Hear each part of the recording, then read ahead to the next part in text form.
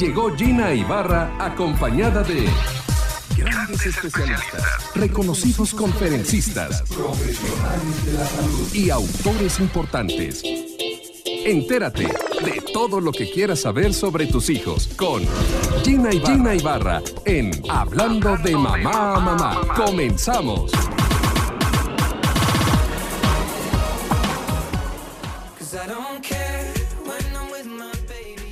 Ay, I Don't Care con Justin Bieber, género pop. ¿Cómo están? Buenas tardes. Tobón, ¿cómo estás? Qué gusto saludarte. Angie en la producción, aquí bien puesta para trabajar. Gracias. Hoy es miércoles, ¿verdad? Ombligo de semana. Y bueno, pues felices de la vida de poder compartir con ustedes un ratito más. Hoy vamos a tener un gran tema porque vamos a hablar de cosas de mujeres, de la menstruación, de por qué hay chavitas que ahorita están menstruando a los 10 años y otras tienen 16 y todavía no. ¿Qué está sucediendo? Pues ese era el tema al ratito con un queridísimo doctor que ustedes ya conocen, el doctor Claudio Góngora, que ahorita les presento. Pero mientras tanto nos vamos con Multilínea 5166-3405, redes sociales, fanpage Gina Ibarra TV, Twitter Gina Ibarra-mamá, Instagram Gina Ibarra-radio, y para escuchar y ver los programas de nuestro canal de YouTube Gina Ibarra, ahí lo pueden hacer con toda facilidad, ¿va? Bueno, pues ¿cómo estás, Claudio? Bienvenido. Qué bueno que te veo. Súper delgado. Gracias. No, muchas gracias, Gina, gracias por la invitación y pues muy contento de poder platicar con todas tus escuchas de este tema tan importante. Le digo a Claudio, oye, Claudio, ¿qué te hiciste que te ves como 20 años más joven? Dije, a mí me va a decir que se puso botox. Me dijo, no, estoy nadando y le bajé a los carbohidratos. Qué maravilla el cuerpo de los hombres que con que le hagan tantito, bajan un buen. Y es que fíjate que el metabolismo masculino es completamente distinto al femenino. Sí, claro. Y eso es el hilo perfecto para lo que vamos a hablar el día de hoy, porque los hombres y las mujeres metabolizamos los carbohidratos de una forma completamente distinta. Uh-huh. Y eso lo que nos hace es que tengamos formas de utilizar la insulina de forma distinta. Y la insulina es aquella que es un componente fundamental para que una mujer ovule. ¿Tiene que ver insulina o que tiene que ver azúcar? O sea, bueno. La insulina es una No, glucosa es el azúcar, pero, sí, claro. pero tiene que ver. Okay. Lo que pasa es que la insulina, por muchos años se creyó que era aquella que metía a la célula la glucosa o el azúcar. Y nos damos cuenta de lo que hace la insulina es abre una serie como de compuertas en la célula para que la glucosa pueda entrar por otro lado. Ajá. Pero en el ovario, la insulina es un componente fundamental para que dos células que se llaman de la teca y de la granulosa puedan empezar a formar un óvulo y una mujer pueda ovular. Por lo tanto, la ovulación depende en una grandísima medida de los niveles de insulina. De los niveles de insulina. Bueno, ¿y las personas que tienen diabetes, por ejemplo, ovulan menos? Sí. La situación que tenemos es que la mal llamada resistencia a la insulina se debería llamar una menor sensibilización a la insulina, lo que quiere decir que la célula no puede funcionar con ese tipo de insulina. Entonces, las pacientes diabéticas que tienen todas sus características, que son obesas, que tienen lo que se llama acanthosis nigricans, que son las manchas oscuras en los codos, en los pliegues, en las zonas de fricción, tienen una insulina que no puede metabolizar correctamente el carbohidrato. Uh-huh. Pero al mismo tiempo, como no la puede metabolizar porque la misma insulina no es de una buena calidad, por así decirlo. Por lo tanto, esa misma insulina no puede desarrollar la misma ovulación.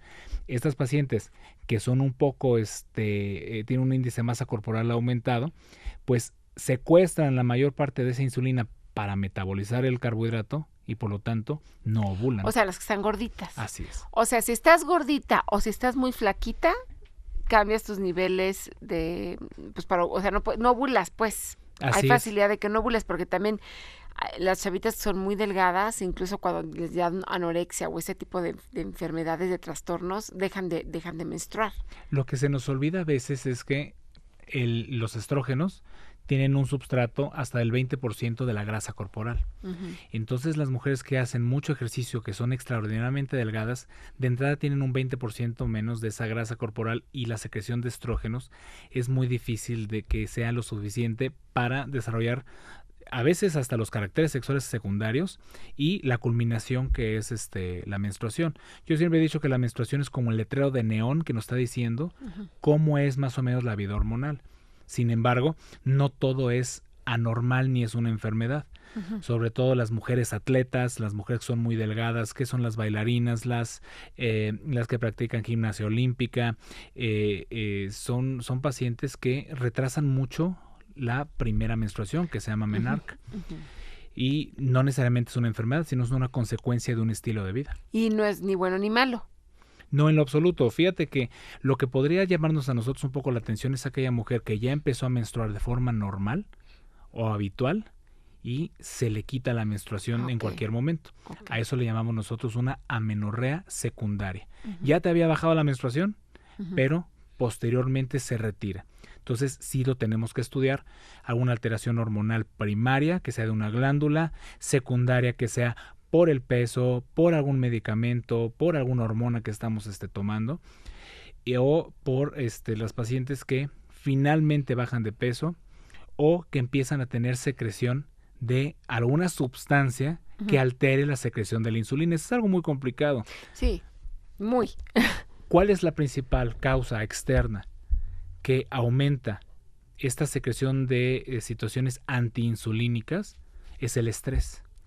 El estrés secreta muchísimo cortisol, por eso aquella mujer que es súper estresada puede tener alteraciones en la menstruación, o aquellas mujeres jóvenes que inician su vida sexual y el susto de haber tenido una relación sexual, de no estar protegidas o de quedar embarazadas, el mismo estrés. Claro, y sale negativo las pruebas de embarazo, pero pues, es el estrés. Y ya cuando ven que no, es cuando ya les viene la menstruación.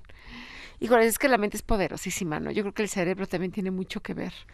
No, o sea, la situación que tiene el cerebro es que el cerebro saca una cantidad de lo que se llaman neurotransmisores que de refilón tienen consecuencias importantes en todas las glándulas. Entonces, hay gente que de estrés engorda, de estrés adelgaza, por lo tanto no llega a la menstruación, y hay gente que de estrés hasta se llega a infartar o desarrollar principios de más resistencia a la insulina, y por eso se creyó por muchos años que la gente se volvía diabética por un susto. No, pues sí, no, más bien es el estrés. Ahorita las chavas como que se van a los extremos, ¿no? Como que hay chavitas que menstruan a los 8 años. Eso tiene que ver, se habla mucho, es que el huevo tiene hormonas, el pollo que está comiendo, o sea, ¿tiene que ver eso realmente? ¿O qué está sucediendo en los cuerpos de niñas que ahorita están menstruando, siendo niñas todavía?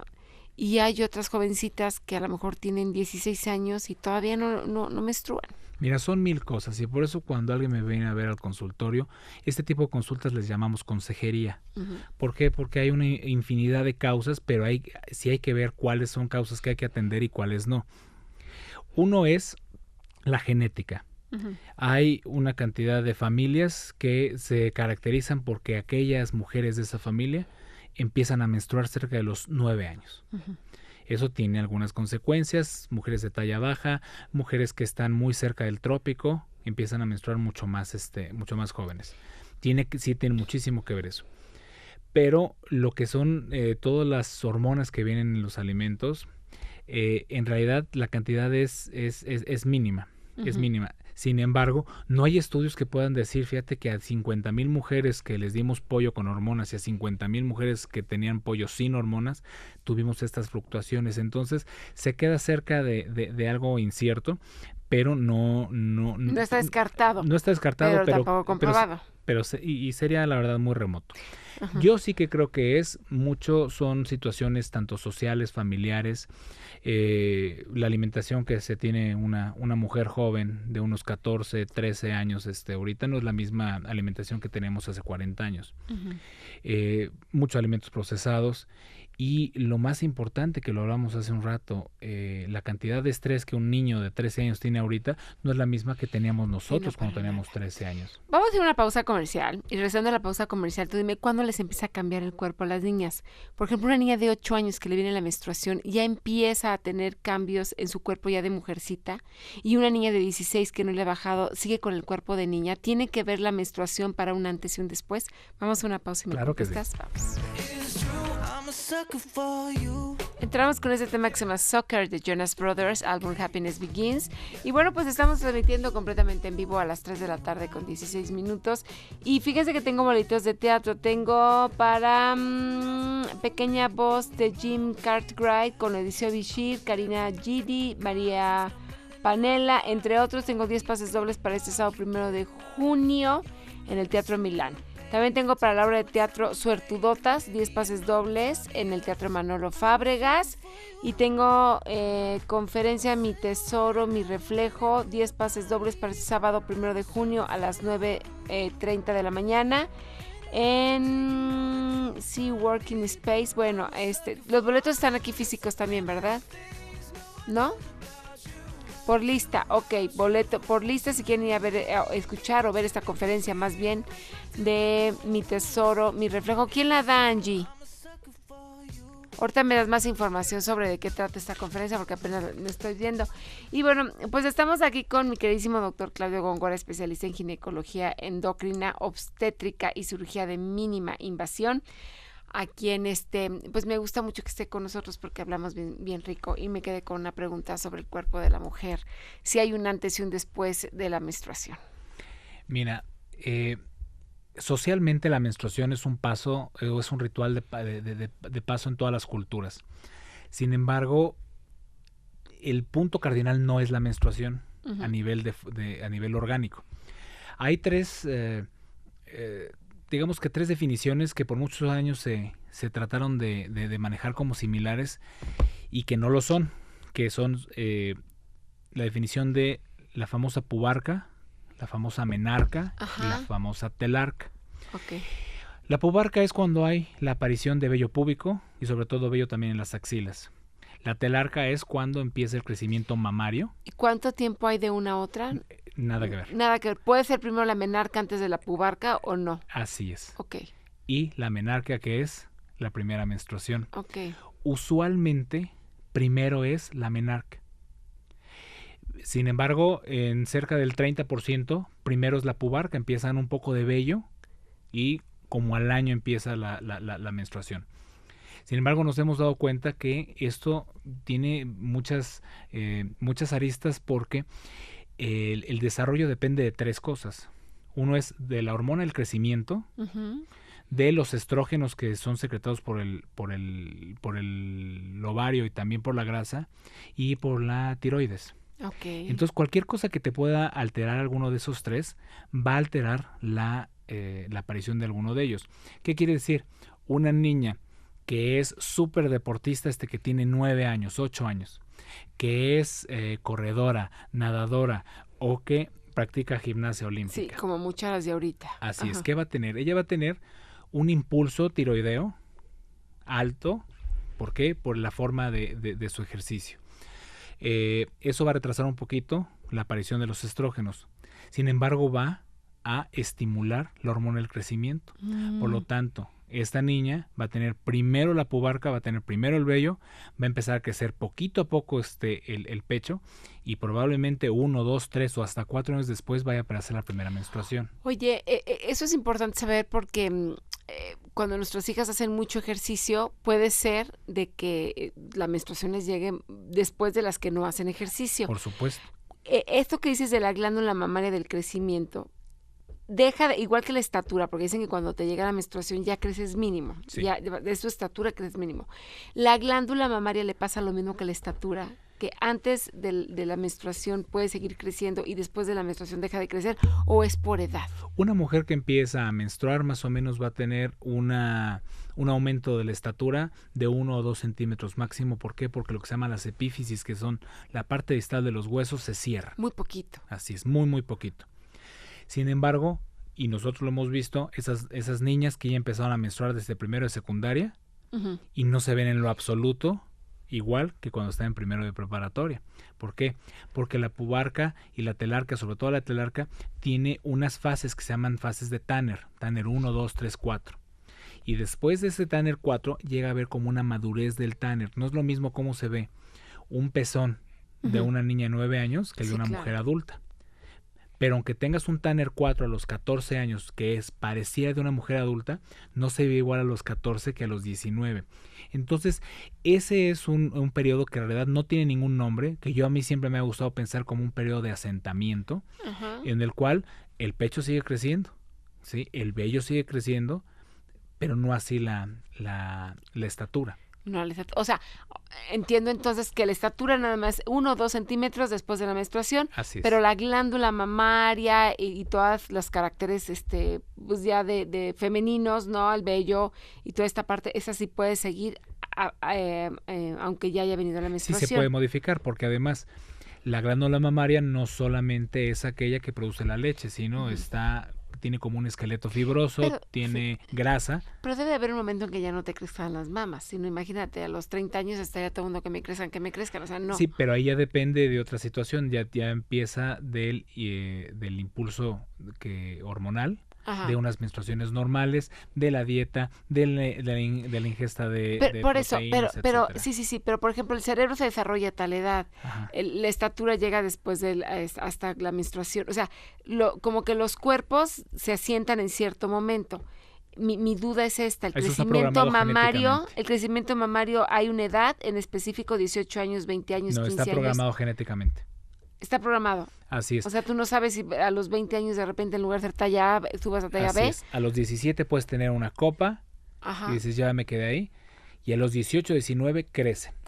¿Sabes por qué te lo pregunto? Porque ahorita estamos viendo niñas de 8 años que están menstruando. Sí. Y entonces tienen cuerpo de niñas. Y dices que entonces que se quedan casi como cuerpos de niñas. O sea, crecen muy poquito. De por sí van a ser niñas bajitas.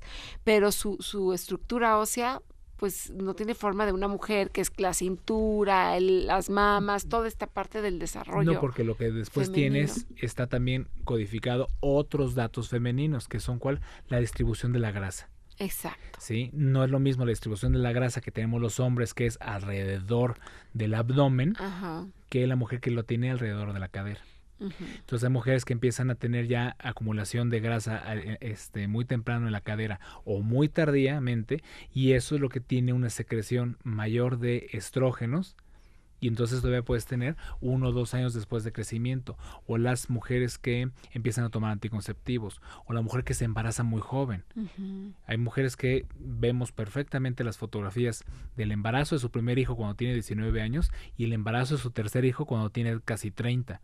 Oye, yo estoy sorprendida, me estaba platicando a mi hija de una niñita que conoce, 13 años embarazada, 13 años, imagínate nada más, y acaba de cumplir los 13. No, esa es una barbaridad. Es increíble cómo es posible, qué susto. No es el tema, pero te voy a decir que una niña de 13 años no se embaraza, la embarazan. Entonces, eso llega de muchas cosas, pero la situación que tenemos es que como no está secuenciado, tú puedes tener una niña que aún no ha menstruado, pero pudo haber tenido alguna ovulación parcial.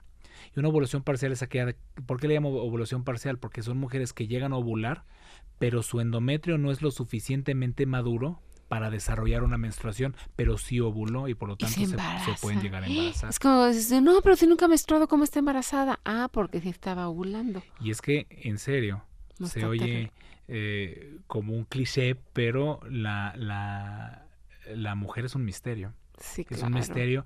¿Por qué? Porque hay cosas en las cuales no sabemos bien por qué suceden una u otra. ¿Sí? Y por eso muchas cosas son impredecibles. Entonces la salud femenina entra dentro de lo que no necesariamente anormal. Hay cosas normales, anormales, y hay cosas que son no necesariamente anormales. Inexplicables, simplemente suceden. Que a mí cuando me hablan por teléfono les digo, tengo una paciente hace un ratito que me mandó un mensaje que le digo, dale 10 días más. Y si me hablas en 10 días más y me dices que todavía no ha sucedido el efecto que yo te digo, te voy a decir, bueno, dale 2 días más, pero máximo 23, o vamos a ir viendo ese tipo de cosas, porque sí es algo difícil. Lo importante, cada cuerpo es diferente. Así es, acercarse a un experto, sobre todo para tratar de detectar si hay algo anormal. Ok. Oye, ¿sabes cuál es el problema que también a muchas mujeres dicen? O sea, porque la menstruación pues te marca muchas situaciones de que mujeres que tienen a lo mejor problemas para embarazarse, ¿no? Y es que si tienen la menstruación dolorosa es que a lo mejor tienen endometriosis y si sangra mucho, ya empieza uno cuando no es doctor empiezas tú a imaginar cosas. Este tipo de cosas de la menstruación tardía, la menstruación temprana, eso puede tener alguna relación con que tus hormonas no estén correctas o que haya alguna situación en donde a lo mejor vayas a tener problemas de embarazo o que te llegue la menopausia antes de tiempo o después de tiempo. Mira, te voy a dar una respuesta que la verdad no nos deja tranquilos, pero es la respuesta que siempre doy a mis pacientes. Solamente hay una forma de averiguarlo. Intentándolo. Muchas mujeres que han sido atletas, que llegó muy tarde la menstruación, que siempre pensaron que no se iban a poder embarazar, son mujeres a las cuales les llamamos muy, muy fértiles. Aquella mujer que empieza a menstruar luego, que todos en su familia se han embarazado facilísimo, y es la mujer que batalla mucho.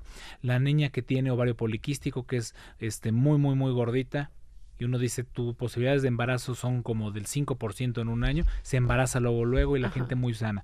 Sin embargo, lo que nosotros tenemos que ver es que hay mujeres que son más susceptibles a los cambios hormonales que otras. Son aquellas que cuando empiezan a tomar algún anticonceptivo se sienten muy mal.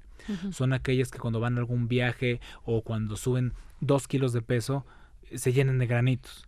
Bajan 2 kilos y están perfectamente normales. Eso sí llega a pasar. Hay gente muy susceptible a esto. Y así son los ovarios. Y también con los cólicos fuertes, ¿no? O sea, el que tengas cólicos de que te inhabiliten a ir a trabajar, el que tengas sangrados muy abundantes, que incluso hay personas que hasta les hacen examen de anemia por esa situación, también yo creo que te puede traer un problema de decir, híjole, le va a costar trabajo embarazarse. Mira, esa es otra cosa, pero sí es algo muy, muy, muy importante. El cólico menstrual es algo esperado por la ovulación y por la menstruación, pero hasta cierto punto. Aquella mujer que tiene un cólico menstrual, que es suficiente para pensar en no ir a trabajar o de plano no ir a la escuela. Con eso damos una pausa comercial. Damos una pausa comercial. Nos quedamos en que hay que estudiarlo. Regresamos después de la pausa con el doctor Claudio Góngora, especialista en ginecología endocrina, obstetricia y cirugía de mínima invasión. Regresamos con May de Taylor Swift. Taylor Swift es artista invitada Brandon Urie. ¿Será así? ¿Está bien? Bueno, oigan, fíjense que hace rato les dije de la conferencia que se llama Mi Tesoro, Mi Reflejo, que tengo boletitos, pero ya Angie ya me pasó bien la información. Son 10 pases dobles para este sábado y se me hace que está padre porque van a ser 3 conferencistas. Una es Adriana Trujillo, que dice cómo fortalecer los vínculos afectivos entre padres e hijos.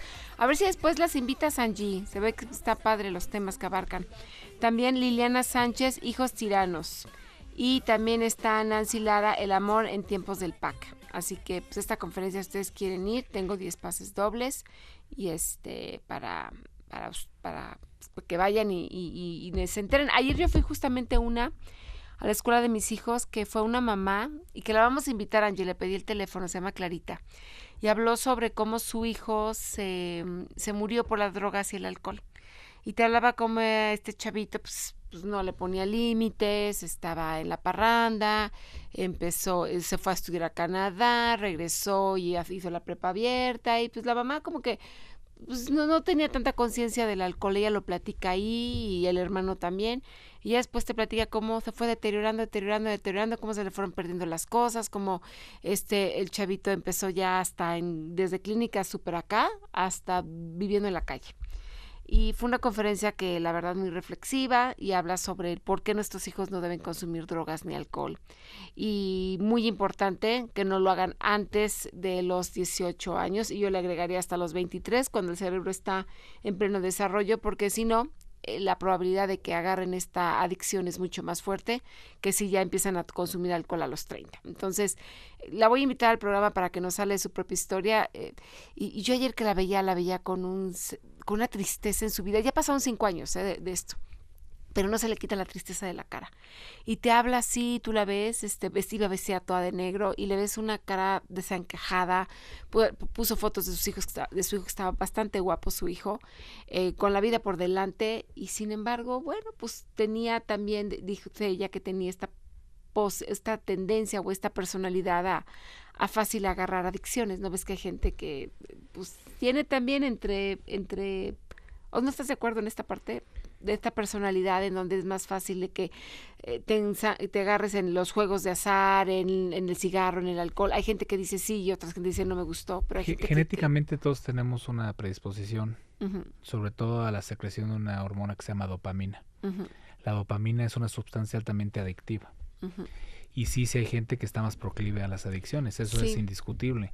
Lo que es muy grave es que esto nos recuerda que nosotros como padres tenemos la obligación de preparar a los hijos a vivir Sí. sin nosotros. Sin nosotros, claro, nuestro rol, yo siempre lo he dicho, no es caerles bien, es prepararlos. Pero bueno, este tema lo dejo pendiente porque ya hablé con Clarita ayer, que después de su conferencia, le dije, ¿te vienes conmigo al programa? Y me dijo, pero por supuesto, va a venir aquí con nosotros y que le platique su historia, porque perder un hijo ha de ser la cosa más espantosa que te sucede en la vida.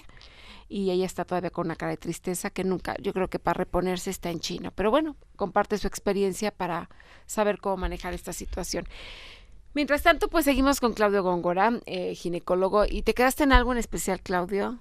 Sí, mira, nos quedamos en algo que es muy importante y este tema se nos ha ido así como agua porque es algo muy interesante, donde dice uno, ¿hasta dónde es normal? ¿Hasta dónde puedo yo vivir como mujer tranquila? De Sí. saber que todo es normal, o si esto es el principio de algo muy grave, Sí, o en claro. realidad no tiene nada que ver. Estas son las preguntas que a mí me hacen constantemente.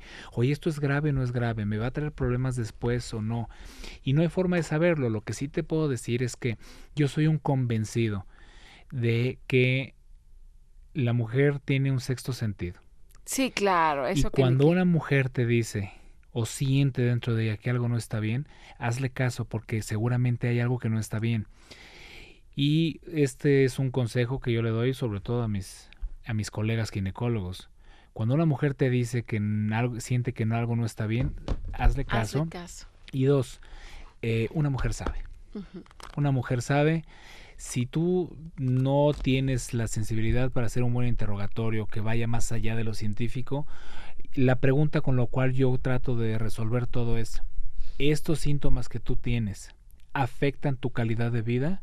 Sí la afectan. Ah, bueno, entonces hay algo. Hay que poner cartas en el asunto, por supuesto, Uh-huh. porque siempre he creído que mi misión, por lo menos, es ayudarte a mejorar tu calidad de vida. Sí, claro, o sea, vivir con cólicos, de que te inmovilicen y el sufrimiento no O sea, es de como Dios. te veo a los ojos y te digo que eso es normal, Sí, claro. que mejor te pongas a meditar. Cuando Sí, tú claro. me dices que estoy 4 días en cama con unos dolores terribles.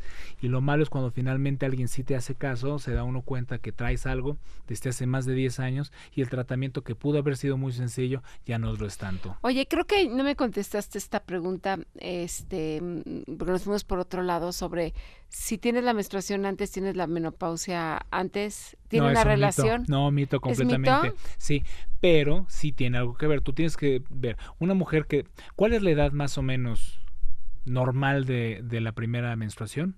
Sobre todo en estas latitudes son los 9 años, más o menos 1 año y medio. Ay, es muy chiquitas. Entonces, las mujeres de la costa llegan a tener menstruaciones a los 8 años y una mujer que vive en la ciudad está teniendo una menstruación cercana a los 10 años y medio, 11, que es algo muy normal. Las noruegas, por ejemplo, empiezan a tener menstruaciones cerca de los 13 años. Porque el frío. Así tiene es. que ver el clima. Sin embargo, lo que uno ve es cuál es la cantidad de óvulos y de menstruaciones que uno tiene.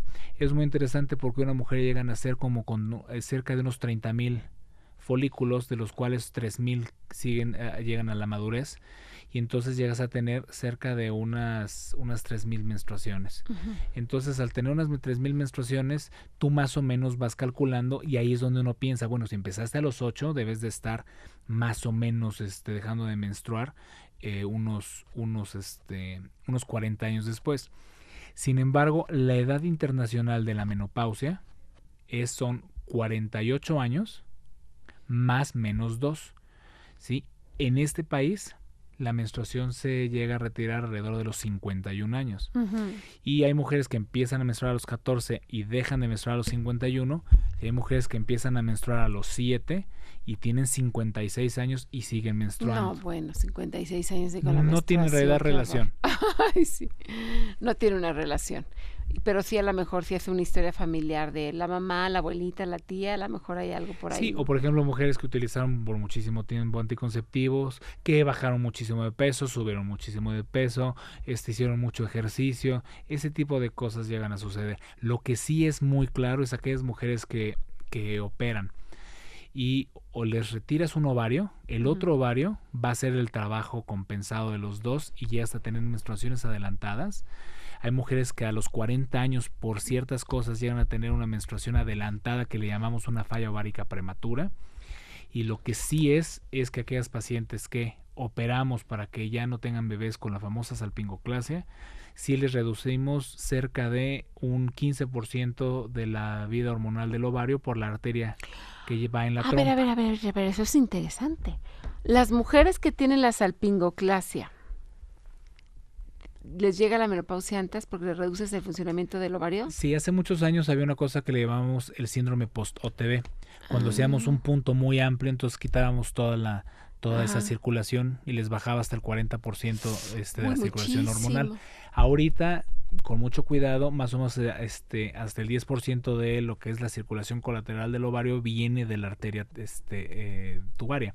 Y entonces pudieras pensar de que si a ti en lugar de los 51 años te llega la menopausia a los 47, pudieras hacer responsable a esa salpingoclasia. Mira. Pero no hay datos así científicos, sino puras situaciones No, pero anecdóticas. bueno, pero hay una relación, Sí, o sea, sí claro. es importante saberlo, porque piensas a la salpingoclasia y ya, no, bueno, sí te puede llegar antes la menopausia, pero bueno, yo creo que costo-beneficio, pues también está bien, porque Así también es. embarazarte por un descuido, es mejor tener ya una sexualidad responsable y Así es. sin sufrimiento, pero entonces te llegaría antes. Así es.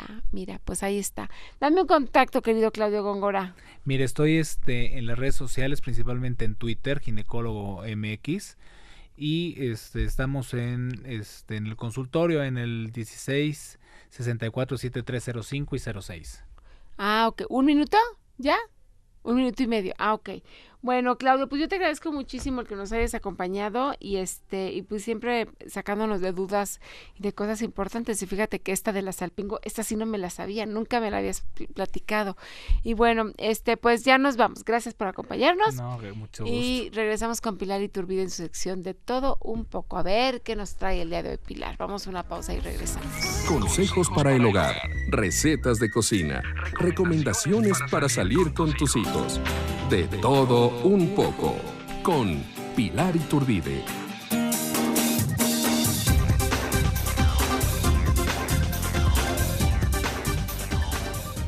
Así está, Pilar Iturbide. ¿Cómo estás, amiga? Muy bien, mi querida Gina, con mucho calor, pero muy contenta. Hace mucho calor, ¿verdad? Sí, no. Y mira que les voy a decir que Gina trae un abanico muy bonito. Siempre traigo mi Muy abanico. bonito. Ya me balconeo, Sí. Pilar. De ahora en adelante yo también voy a traer un abanico porque Es sí que que hace muchos cosa. calores aquí. Mucho. Sí, lo he presumido aquí que tengo una amiga que vive en Madrid.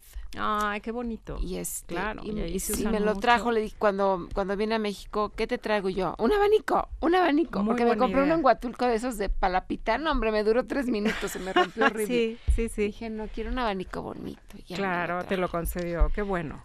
¿Qué nos Gina. traes? Sam? Pues fíjese que les traigo un tema que en lo particular me llamó mucho la atención, me gustó mucho porque entre más investigaba, bueno, más me sorprendía. Y les voy a decir precisamente como lo anuncié ahora en redes sociales, que es precisamente esta adivinanza de que cuál es la bebida que, digamos, más se consume. Bueno, ocupa un segundo lugar que más se consume en el planeta, pero que seguramente es la primera que mucha gente toma a la hora de despertar. Ah, el café. Y es el café. Amo el precisamente. café. Sí, yo de verdad. también. No, yo sí. también. Y hoy no me he tomado un café en todo el día, yo creo que por eso ando somnolienta. Justo, Amo el café. Justo, todo tiene una razón, Ujú. de verdad. Y bueno, y precisamente la primera bebida que más se consume en el planeta es el agua.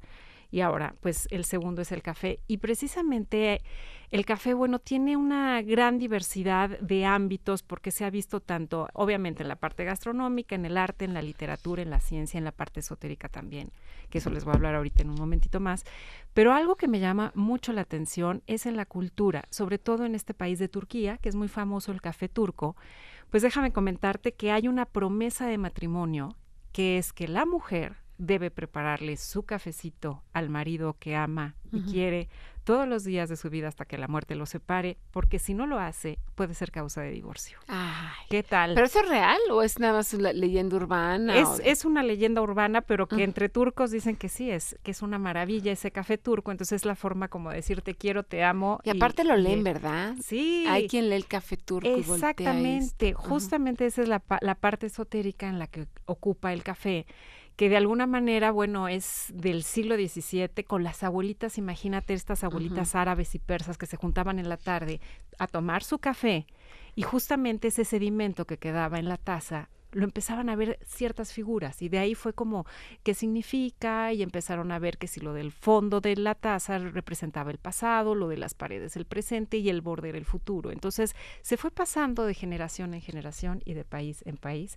y bueno, pues mucho tiene que ver que el café turco sea famosísimo porque precisamente es el más fino como para que se hagan este tipo de figuras. Y es rico, ¿no? Además. Es muy rico, el aroma, el olor, es algo que de veras sí debemos disfrutar cuando tomemos un rico cafecito.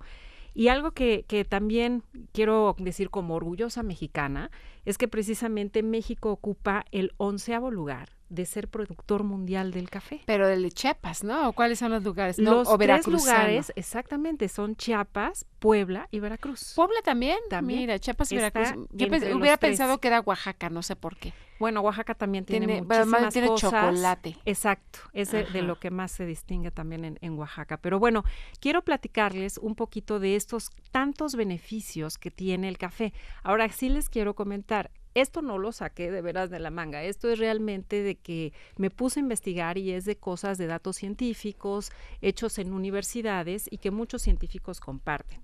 Obviamente lo que voy a decir es el café en grano, no es el café soluble antioxidante, que bueno, que es descafeinado, no es ese al que me estoy refiriendo, es el café justo de grano, el que te tomas, que no contenga azúcar ni leche. Esos son los beneficios de los que voy a platicar. El primero, precisamente, es que es antioxidante, es muy poderoso como antioxidante, ya que tiene propiedades que retrasan las células del envejecimiento. Entonces, no nada más es el té verde, que luego a veces tenemos así como de moda, sino que también este café te da ese, pues ahora sí, rejuvenecimiento en las células o retrasa ese envejecimiento.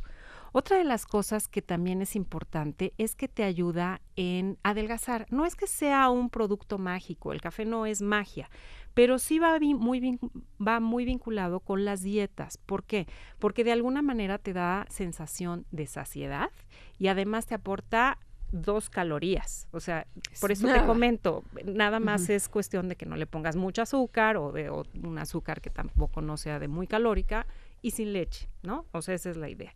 Otra de las cosas es que te puede producir o te puede manifestar buen aliento. ¿A qué me refiero con esto? Obviamente nadie puede reemplazar un buen cepillado de dientes, ¿verdad?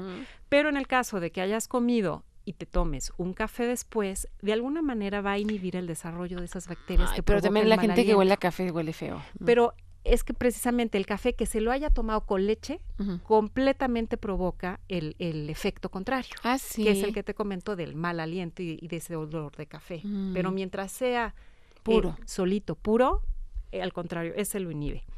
Otra de las cosas es que también alivia el dolor de cabeza. Y te voy a decir por qué. Porque de alguna manera el café dilata los vasos sanguíneos que se encuentran en el cerebro. Entonces, de alguna manera, eso hace pues que la intensidad del dolor se disminuya muchísimo.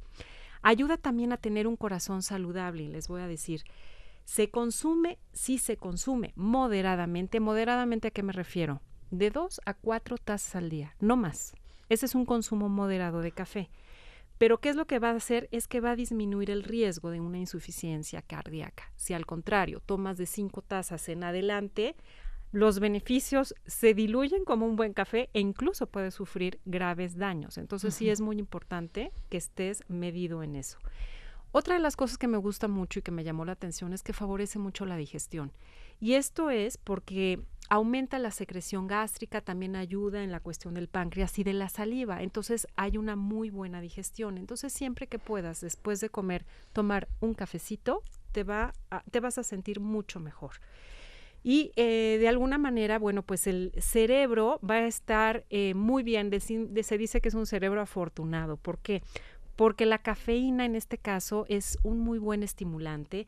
Te va a ayudar mucho a la memoria, a la concentración, vas a tener como esa capacidad de alerta, vas a tener un muy buen rendimiento. Y entonces de alguna manera te va a mejorar el estado de ánimo.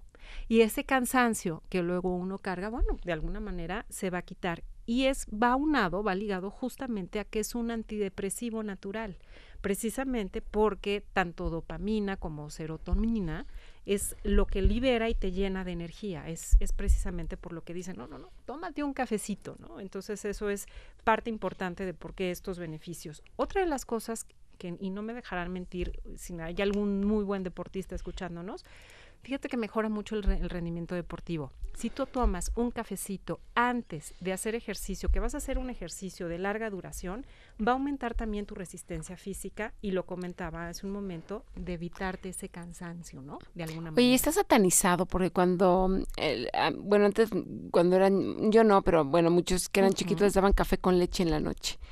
Y hoy en día era de que no, el café es para adultos, no es para niños. Claro, pero esto que comentas muy, muy importante, porque fíjate que precisamente va de la mano con los mitos y es precisamente que dicen, ¿realmente el café es perjudicial a los niños? Uh-huh. Fíjate que si los niños tienen una alimentación balanceada, variada, equilibrada, que pueda realmente requerir todos sus requerimientos de nutrientes y de energía, pueden tomar perfectamente un café con leche.